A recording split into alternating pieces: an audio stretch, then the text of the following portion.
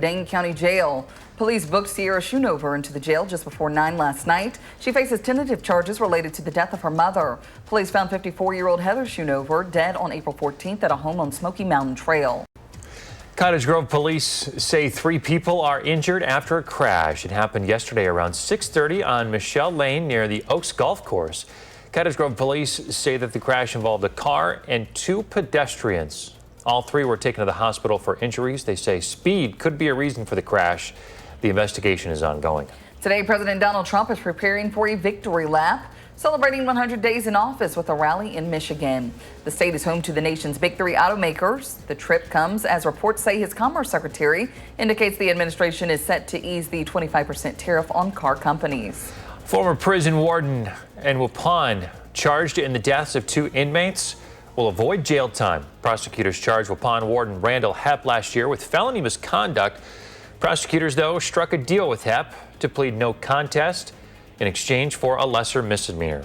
The judge sentenced Hepp to a $500 fine and no jail time.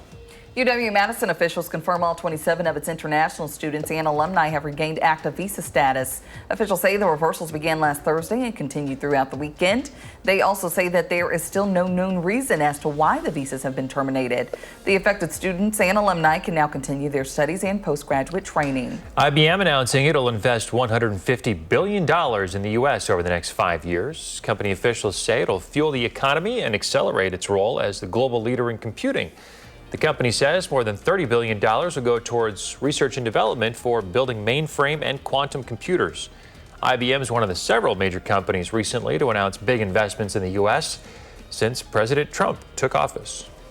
Canadian Prime Minister Mark Carney's Liberal Party has won Canada's federal election. It's a stunning turnaround from a few months ago when the Liberals were projected to undergo a crushing defeat. Analysts say much of the reason for the win was fueled by President Donald Trump's threats and trade war. Carney sees Trump as a threat to Canada. The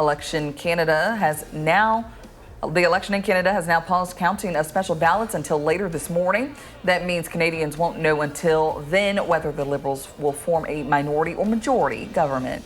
Well, temperatures are on their way down, but we will see those rebound back up to 60 later today. Some clearing. It'll stay pretty breezy, though.